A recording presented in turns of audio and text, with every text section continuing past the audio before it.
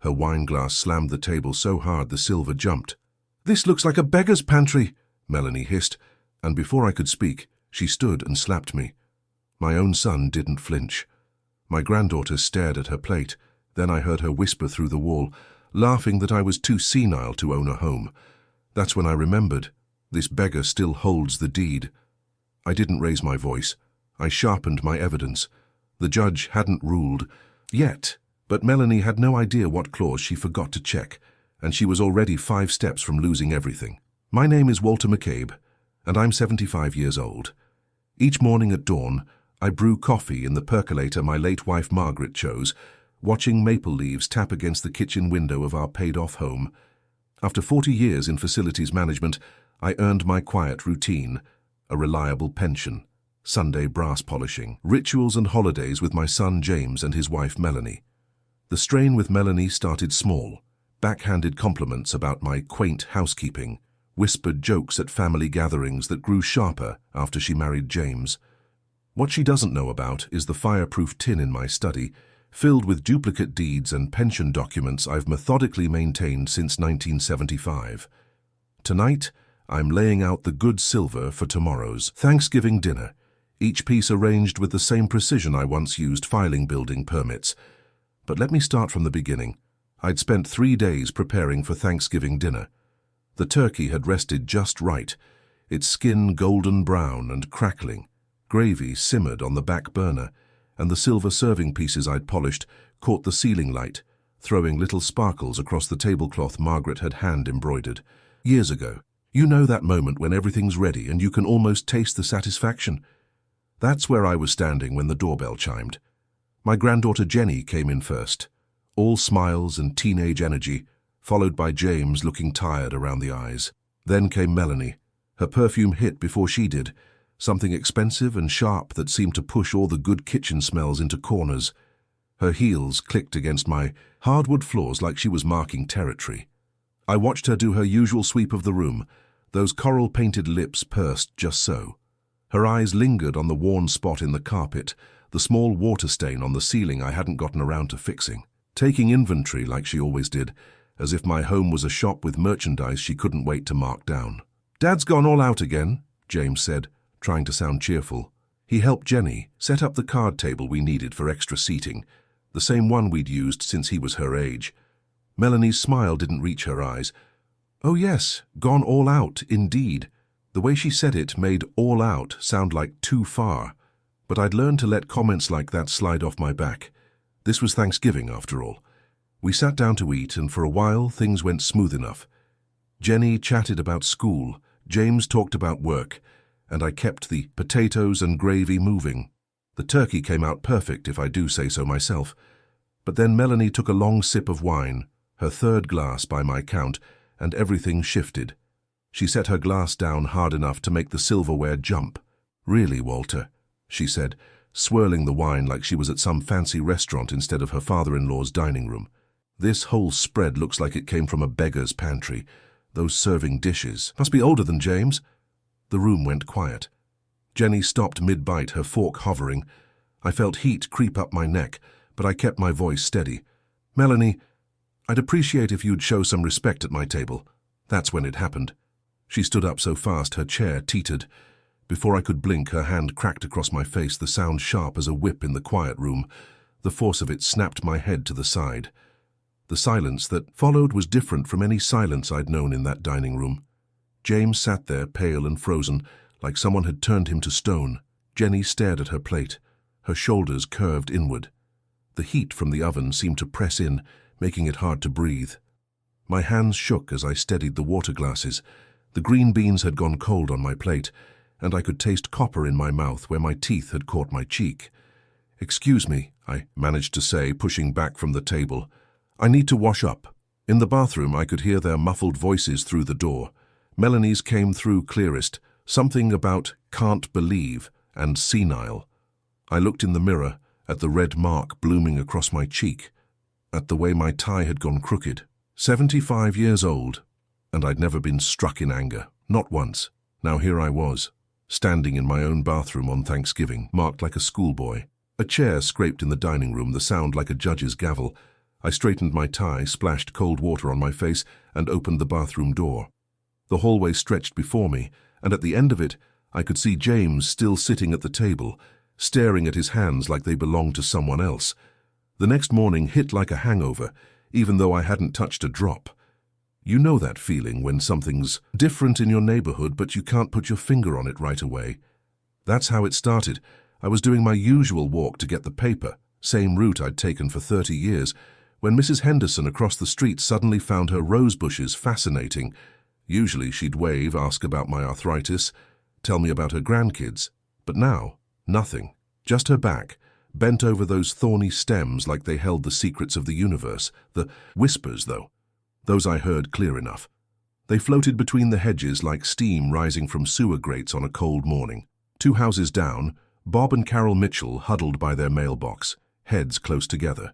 They straightened up quick when they saw me, shuffled inside like they'd spotted a ghost. I didn't have to wonder long about what was causing it. Melanie had been busy, all right. By noon, my phone rang. Martha from the church committee, voice dripping with concern, asking if I needed help with basic necessities. Said she'd heard I was having financial difficulties. My mailbox clanged shut like a jail cell door when I checked it.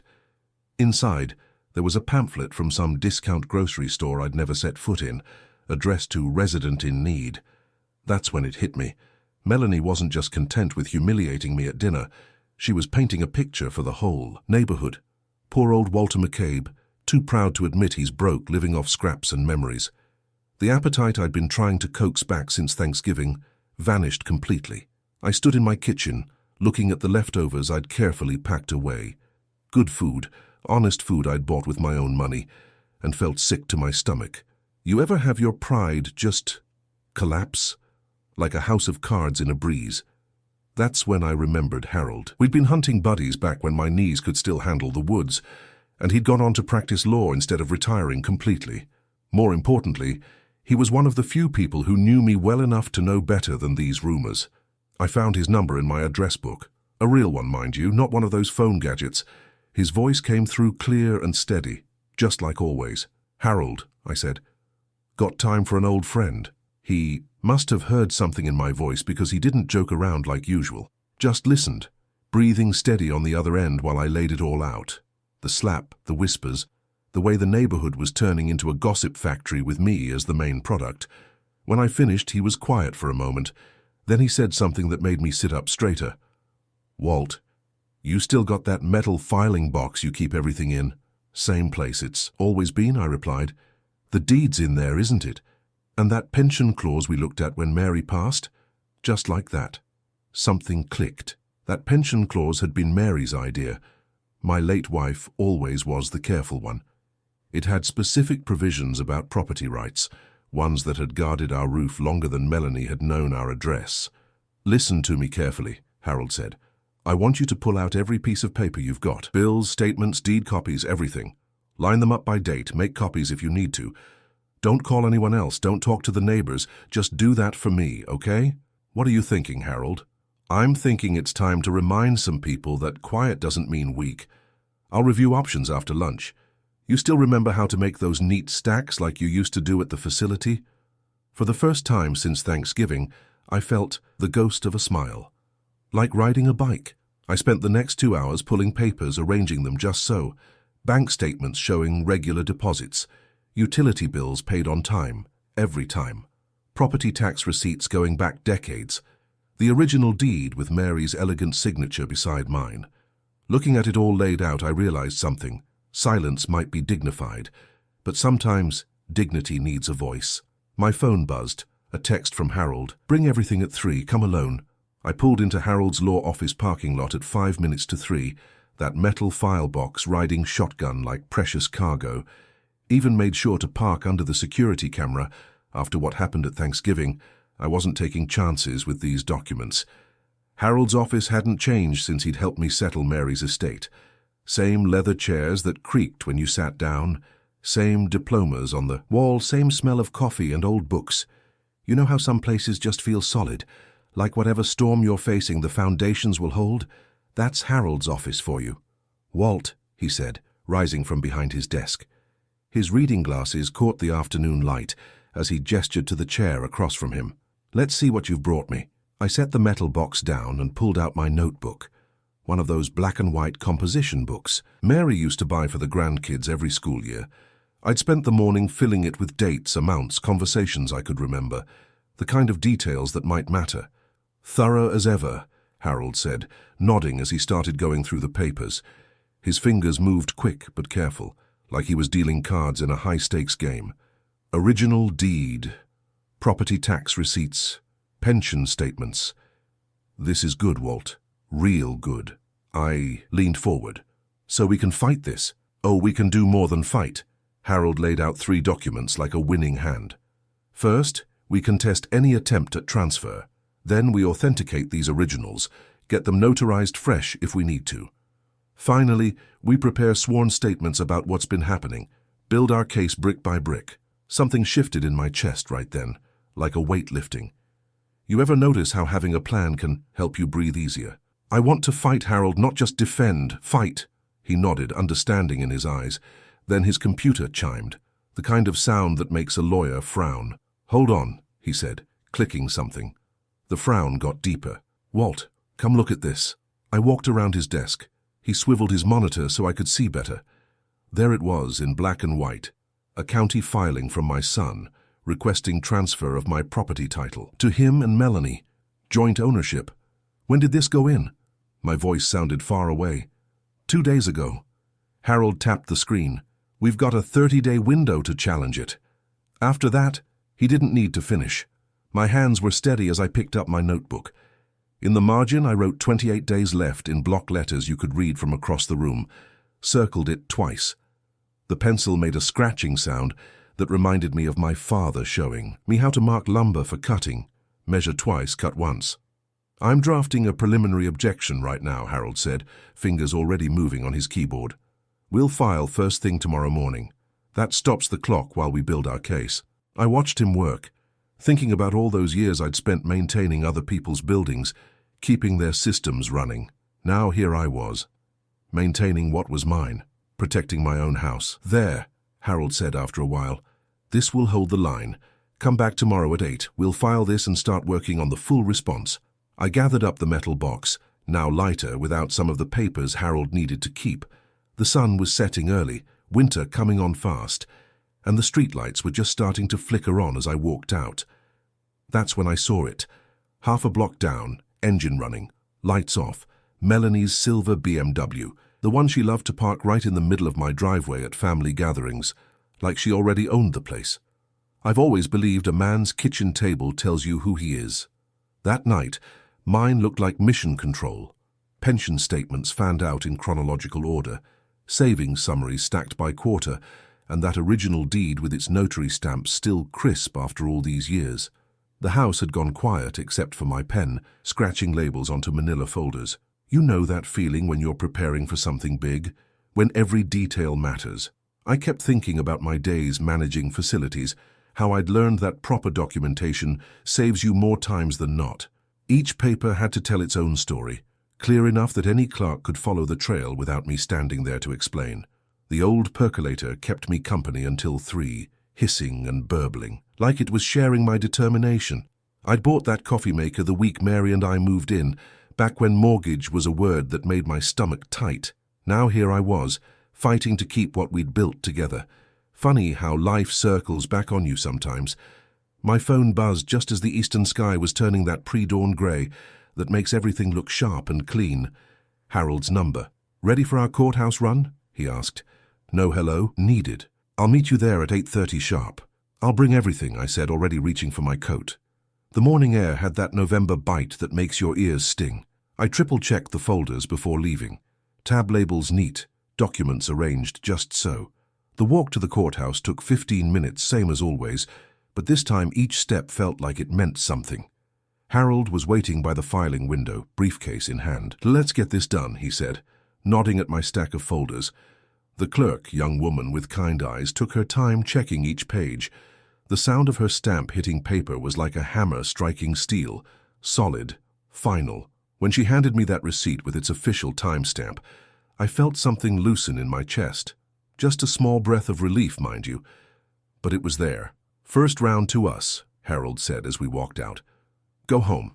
Get some rest. I'll call if anything comes up." The walk back felt lighter somehow. I was already planning a proper breakfast, first one I'd felt like cooking since Thanksgiving, when I saw it, a certified letter propped against my front door handle. The brass still gleamed from Sunday's polishing, making that white envelope look even more out of place. Inside, my hands didn't shake as I opened it. That's something I'm proud of. But what I pulled out made my coffee turn sour in my stomach. 3 gift letters, dated months back, each one supposedly showing I'd agreed to transfer my property, voluntary-like, as if I'd just decided one day to hand over everything I'd spent 40 years building. I snapped photos with my phone and sent them to Harold, then sat down hard in my kitchen chair. The morning sun was hitting the table now, making those fake signatures look bold as brass. Harold's response came fast. "They'll wave these under a judge's nose. Try to erase what we filed today. Send me samples of your real signature, lots of them." For the next hour, I photographed every legitimate signature I could find. Tax returns, bank statements, even the card I'd sent my grandson last birthday. Each click of the camera felt like loading ammunition. I was just sending the last batch when my phone dinged again. Not Harold this time. A text from the court system. Notice. Emergency competency hearing scheduled 14 days hence. Responding counsel claims defendant Walter McCabe lacks capacity for property decisions. I met Harold at his office first thing next morning, carrying 2 things, a cardboard cup holder with fresh coffee and a folder marked signatures in my steadiest handwriting. Ever notice how some mornings feel like you're walking into an exam you haven't studied enough for? That's how my steps felt, climbing those familiar stairs to Harold's second-floor office. He took one look at the coffee and gave me that slight nod that meant I'd read his mind right. "Good man," he said, clearing space on his desk. "We're going to need it." The morning light filtered through his Venetian blinds, laying stripes across decades of law books. Harold's office always reminded me of my old workshop. Everything had its place, and every place meant something. I settled into the chair across from him, my folder centered on the blotter between us. "Walter," he said, wrapping his hands around the coffee cup, "we need to talk courtroom reality." He pulled out one of Melanie's forged gift letters, laying it beside my genuine signatures. "See how clean their forgeries look? Crisp paper, fresh ink. Now look at your real documents. Yellowed edges, coffee stains, life marks. Judges are human. Sometimes clean lies look better than messy truth." My coffee turned bitter on my tongue. "But surely the dates—" "Facts matter," Harold cut in, "but presentation matters more. You remember that facilities report you showed me last week? The one with 30 years of maintenance records?" I nodded. Those logs had been my life's routine. Every repair, every inspection, dated and signed. "That's our foundation," he said. "We're going to anchor every memory to a document, every claim to a receipt. When did you last update your will?" "March 15th, I said, "right after my annual physical." Harold's pen scratched notes. "Good. Specific date, medical record to back it up. Keep that precision. Now, about the house. For the next 2 hours we rehearsed my testimony. Harold played judge, then Melanie's lawyer, firing questions designed to tangle my tongue. Each time I wavered, he'd stop and make me start over. My mouth went dry, but I kept at it. You don't manage facilities for 40 years without learning how to stick to your guns. "I did not gift this house," I repeated, for maybe the 20th time, watching Harold circle the phrase on his legal pad. "Again," he said, slower. "I did not gift this house. Once more, look me in the eye." By noon, sweat had soaked through my shirt collar, but my voice stayed steady. Harold leaned back, studying me like he used to study deer tracks during our hunting trips. "One wobble," he said quietly, "one moment of uncertainty, and Melanie's team will paint you as confused. Confused means incompetent. Incompetent means you lose everything." I glanced at my watch. 26 days left before that transfer deadline locked in, 14 until the competency hearing. The numbers felt like weights dropping into my stomach. Back home, I taped, say, checklist to my refrigerator door. Routine would keep me sharp. I'd live inside that list like it was armor. The familiar tick of my kitchen clock seemed to whisper, "Tick-tock, tick-tock. Prove them wrong. Prove them wrong." The doorbell rang just as I was adding check mail to my list. Through the front window's lace curtain, Mary's handiwork, still hanging straight after all these years, I saw a young man in a blue blazer shifting from foot to foot. When I opened the door, he thrust a thick envelope at me. "Service of process for Walter McCabe," he said, already turning away. My fingers felt numb as I broke the seal. The legal language swam before my eyes, but certain phrases stood out like neon. Petition alleging diminished capacity, and emergency guardianship hearing. They weren't just trying to take my house anymore. They were trying to take my right to fight for it. I jerked awake at 4 in the morning, sheets damp with sweat. The dream still clung to me like cobwebs. Endless beige corridors stretching ahead, reeking of industrial bleach. Cardboard boxes filled with what was left of my life, labeled in someone else's handwriting. Old man's things. You know those moments when age catches up with you, when every creak in your joints sounds like time running out. That was me, sitting on the edge of my bed in the dark, feeling every one of my 75 years pressing down on my shoulders. The maple tree outside my window was just a darker shadow against the pre-dawn sky. Mary had planted it the spring after we moved in, saying it would grow old with us. Well, she was gone now, and that tree had outlived her. Maybe it would outlive me too, especially if Melanie had her way. My hand actually shook as I reached for the phone to call Harold. Maybe it was time to accept defeat gracefully, find a nice little apartment somewhere, the kind with emergency pull cords in the bathroom and weekly bingo nights. But then a branch of that maple scraped against the window, and I remembered something Mary used to say. "The answer's always in the paperwork, Walt. You just have to know where to look." Melanie was young, used to everything being digital. She wouldn't think to check the dusty corners where old bankers kept their secrets. I got dressed in the dark, my mind already mapping out the original mortgage trail. First National had handled our home loan back in '82. They'd been bought out twice since then, but the building was still there, solid brick with brass trim that reminded me of better days. I waited in my car until they opened at 9, watching the morning crowd hurry past with their paper coffee cups and smartphones. Historical records. The young woman at the desk blinked at me like I'd asked for a quill pen and inkwell. That would be basement archives, I think. Let me call Mr. Peterson.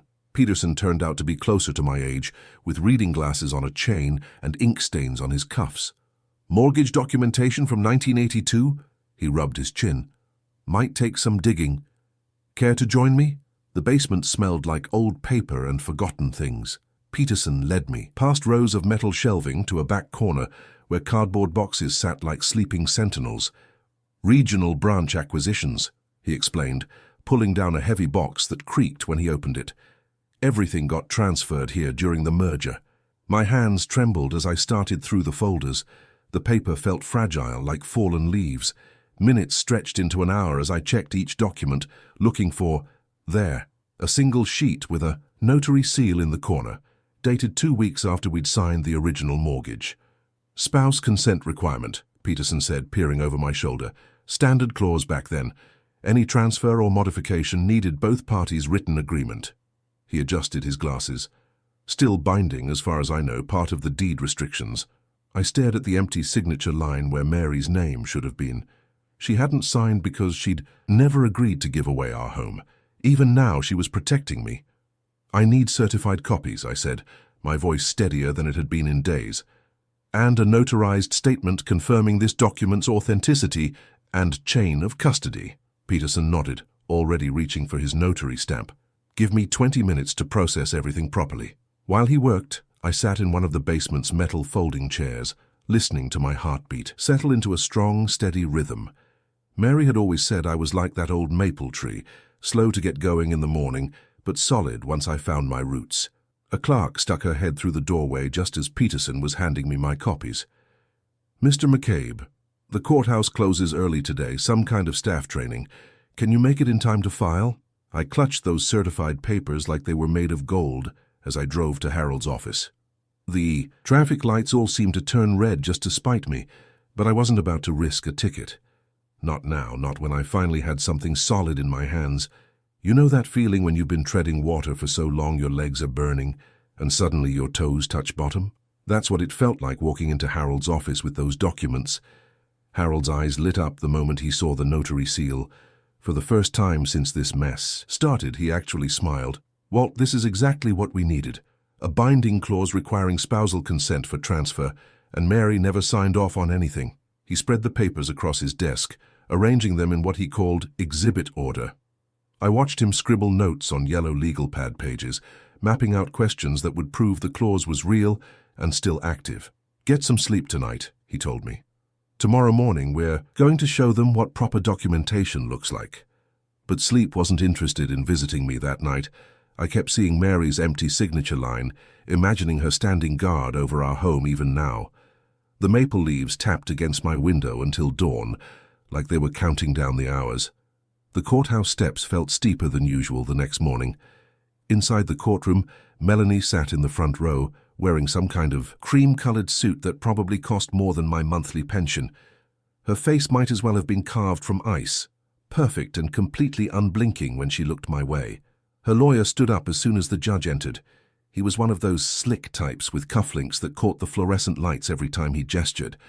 And gesture he did, waving a stack of affidavits while he talked about how I'd been declining lately. Your Honor, we have documented instances of confusion, misplaced checks, missed appointments, he said, like he was reading off a grocery list of my failures.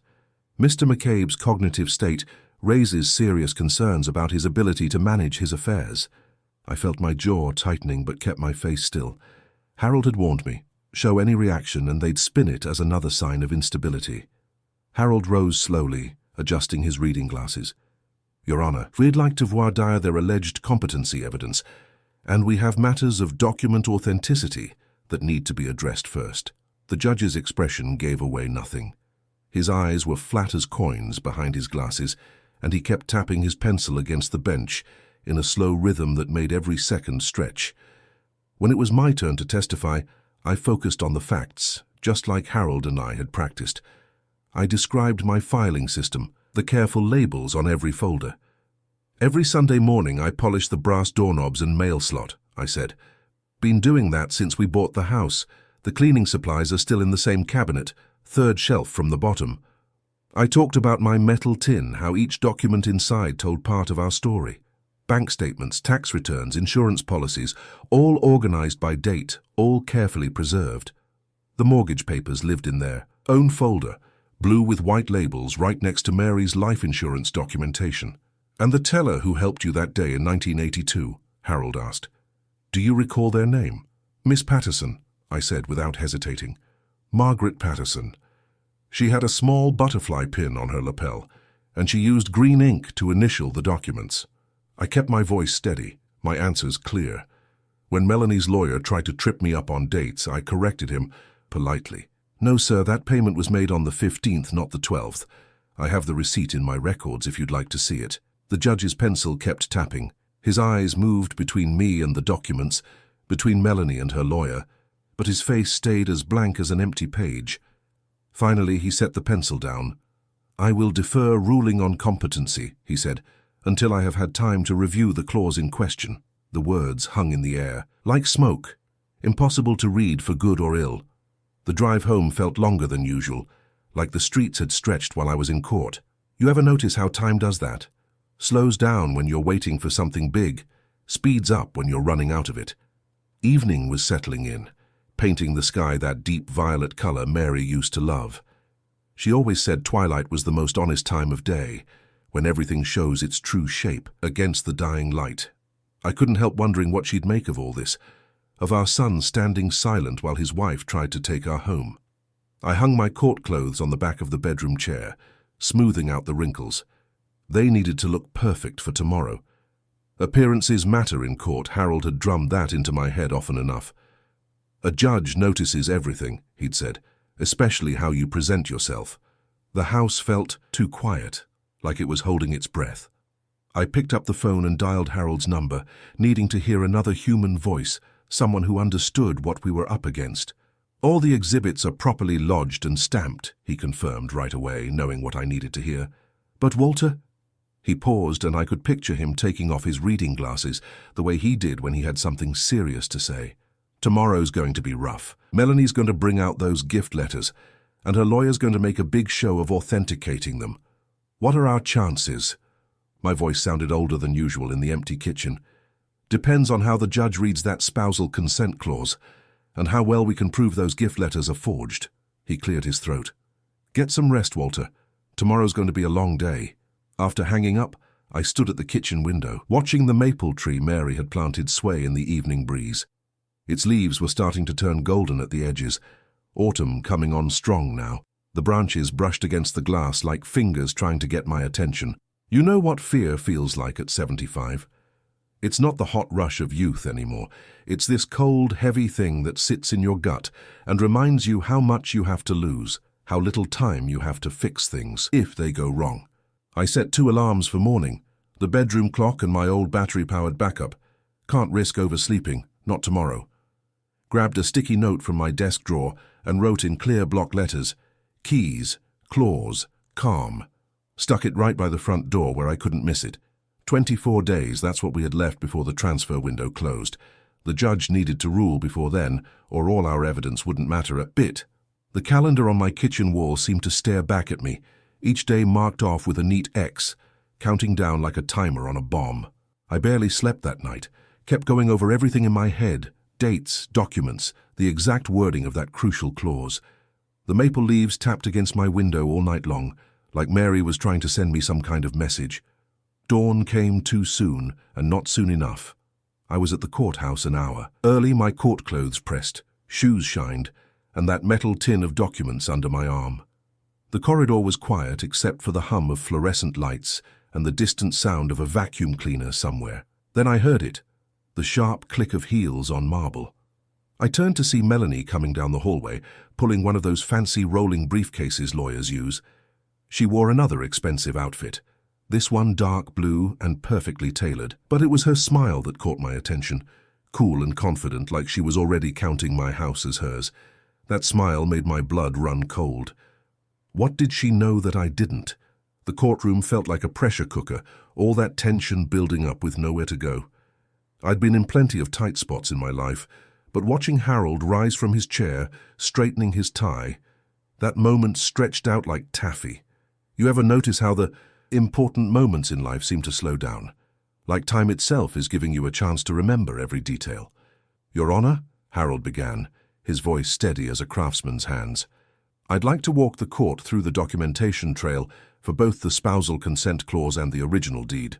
He moved with the careful precision of a man who'd done this 1,000 times before.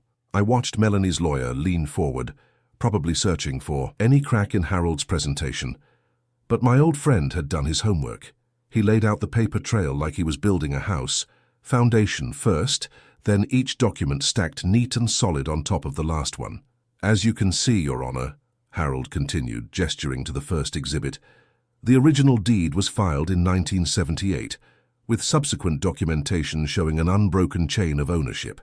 His fingers traced the dates on each page, memories of mortgage payments and property taxes, all lined up in black and white. The fluorescent lights hummed overhead, while Harold moved to his next point. Regarding the alleged gift letters, he said, we request a formal handwriting comparison. He paused, letting that sink in. Additionally, we've arranged for testimony from Ms. Patricia Chen, the bank's notary who handled the original spousal consent documentation. She's available by phone if the court permits. The judge nodded and his clerk set up the call. Ms. Chen's voice came through clear and professional on the speakerphone, each word another brick in our wall of truth. My hands were sweating, but I kept them still in my lap, just like Harold had coached me. Remember what I said about time slowing down? Well, it nearly stopped when they projected those signatures up on the screen. The judge leaned forward, adjusting, his glasses studying each loop and curve like a jeweler examining diamonds. The room held its breath. You could have heard a paperclip drop. Then came that nod. Just one. But it was like thunder in the silence. The court finds, the judge's voice cut through the tension hard as steel, that these gift letters are forgeries. He set down his papers with a finality that made my spine straighten. Furthermore, this matter will be referred to the District Attorney's Office for investigation of criminal fraud charges. The words hit Melanie like a physical blow. I watched her shoulders stiffen, her eyes drop to the floor. All that confidence from earlier, gone like morning frost in the sun. Her expensive suit couldn't hide how small she suddenly looked. You know that feeling when you've been carrying something heavy for so long you've forgotten what it's like to stand straight. That's how I felt as relief flooded through me. I gripped the wooden bench in front of me, steadying myself as the room seemed to shift from fear to something more solid. Then the judge cleared his throat, and my heart jumped right back into my throat. "We will now," he said, adjusting his glasses again, "address the matter of title." The room went so quiet you could hear the tick of the wall clock, counting out seconds that felt as heavy as years. My whole world narrowed down to Harold's voice as he stood there, document in hand, reading that clause like he was sharing scripture. "If I may quote directly, Your Honor," Harold said, his finger tracking each word. "Any transfer, sale, or encumbrance of the subject property, subsequent to the initial mortgage satisfaction, requires written consent of both spouse owners, duly notarized, with said consent being a material condition of the original loan. Terms. You know how sometimes the simplest words can carry the weight of mountains. That's what those legal terms felt like right then." Harold wasn't done. He lifted another stack of yellowed papers, the original loan documents my wife and I had signed all those years ago. The sight of them brought back the smell of coffee in that loan officer's office, Margaret's perfume as she leaned forward to sign. Funny how memory works that way, isn't it? "As the court can see," Harold continued, "this clause was incorporated into the base loan agreement on page 3, paragraph 4. Mrs. McCabe's signature appears on the loan documents themselves, but there is no record of her consent to any subsequent transfer." He paused, letting that sink in. "And as Mrs. McCabe passed away 5 years ago, such consent is now impossible to obtain." The judge removed his glasses, polishing them with a white handkerchief. "Two questions, Counselor. First, does this clause survive the loan satisfaction? And second, what precedent supports its application to prevent a transfer by the surviving spouse?" Harold's shoulders straightened. These were the questions he'd been waiting for. "Yes, Your Honor. The clause explicitly states it remains binding after satisfaction. As for precedent," he cited 3 cases I couldn't follow, but I recognized that tone in his voice. It was the same one he used when he knew he had a winning hand at poker. The judge replaced his glasses, studied the papers one more time, then set them down with a finality that made my heart skip. "The court finds the spouse consent clause controlling in this matter." The words fell like hammer blows, each one lifting a weight from my ribs I hadn't realized I was carrying. "The property shall remain solely titled to Walter McCabe. Furthermore," he added, fixing Melanie's lawyer with a stern look, "this court enjoins any further attempts to transfer the property without proper authority." Just like that, home and hearth were mine again, locked up tight as a bank vault. I caught Harold's eye and gave him a slight nod. We'd been friends long enough that he could read 5 years of quiet gratitude in that simple gesture. He returned it with the ghost of a smile, professional, mask still firmly in place. The scratch of the judge's pen signing the order seemed extra loud in that quiet courtroom, or maybe that was just my heart finally slowing down enough to hear things clearly again. Movement in the gallery caught my attention. I turned slightly, seeing familiar faces from the neighborhood. Mrs. Chen from the bank was there, along with Tom from the hardware store and at least 6 others. They'd slipped in so quietly I hadn't noticed them before. Looking at their faces, some concerned, some curious, all intent, I couldn't help but wonder, how would this story spread through our little community tonight? What version would they tell over dinner tables and back fences? The judge's gavel hovered, ready to fall. The courthouse doors felt lighter when I pushed them open, like they knew I belonged on the other side now. The late afternoon sun hit me square in the face, and for a moment I had to blink away more than just brightness. You ever notice how news travels faster than feet can walk? By the time I reached the top step, the story was already rippling through the crowd gathered on the sidewalk. Mrs. Chen from the bank was talking to one of the court clerks, their heads close together. Tom from the hardware store had somehow found himself next to a young woman with a reporter's notebook, his hands moving as he explained something that had her pen flying across the page. Forged documents, I caught fragments as I descended. Fraud charges. DA's office. "Walter," someone called out, but I kept my eyes forward. Wasn't much left to say that the judge hadn't already covered. Through the midst of it all, I spotted Melanie off to one side, phone pressed to her ear like it was the only thing keeping her upright. Her free, hand clutched a stack of papers, looked like billing statements from her lawyer. Behind her shoulder I could see more numbers being added, probably bonds and court fees piling up like autumn leaves. Each new total made her flinch. Remember what I said about Karma having a long memory? Well, she was getting a crash course in compound interest of the cosmic kind. My son stood at the curb, looking about as substantial as morning fog. His eyes kept bouncing between Melanie and the courthouse doors, like he was watching two trains derail in slow motion. It wasn't just money he was seeing vanish. It was their standing in the community, their carefully polished reputation. All those dinner parties and charity functions they'd hosted wouldn't mean much now, not with fraud charges hanging in the air. Someone else tried to catch my attention. Might have been another reporter, might have been just a curious onlooker. Either way, I wasn't in the mood for 20 questions. Harold appeared at my elbow, steady as always, and we fell into step together. "The long way home," he suggested, nodding toward the old neighborhood streets instead of the main road where Melanie's BMW sat gleaming. "Sounds about right," I agreed. "You know those moments when you've been carrying something heavy for so long that even after you set it down, your muscles still remember the weight?" That's how I felt as we walked those familiar sidewalks. Every crack and uneven paving stone under my feet was like an old friend saying, "Welcome back." The maple tree came into view first, the one Margaret had planted our first spring in the house. It had grown tall enough now that its branches reached over the fence, dancing with the late afternoon breeze.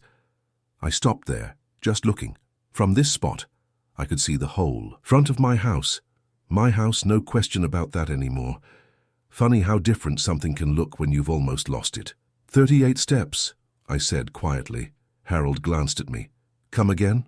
"From this tree to my front door. 38 steps. Almost lost the right to count them." He nodded, understanding what I wasn't saying. Sometimes distance isn't measured in feet or yards, but in what might have been. The front gate was right. There now, warm brass latch waiting for my hand. My keys felt oddly cold against my palm as I pulled them from my pocket. Above us, maple leaves caught the sinking sun, turning the light into something like stained glass, throwing patterns across the gate's metalwork. I stood there, key poised, watching shadows and light play across surfaces I'd polished every Sunday for longer than Melanie had been alive. The brass gleamed back at me, patient, familiar. I pushed the gate and it swung open with that familiar squeak I'd never quite gotten around to fixing. Funny how some small imperfections become part of home's signature tune. Harold fell in step beside me as we made our way up the path, taking our time like men who'd earned the right to move at their own pace.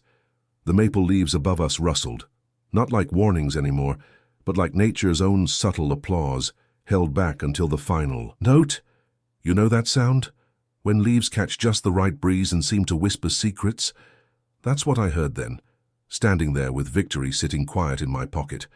My key slid home into the brass door handle, smooth as memory. I turned it, feeling the solid weight of metal and years, that perfect mechanical click that said, "This is where you belong. This is what you defended." "You know something, Harold," I said, hand still on the handle. "Melanie lost twice today. She thought she was so clever with those forged papers, but now everyone knows exactly who she is. That kind of reputation stain doesn't wash out in small towns like ours. And those legal bills?" I shook my head. "Between the fraud charges and court costs, she'll be writing checks until Christmas future." Wasn't about gloating. I'd had enough of ugly emotions lately.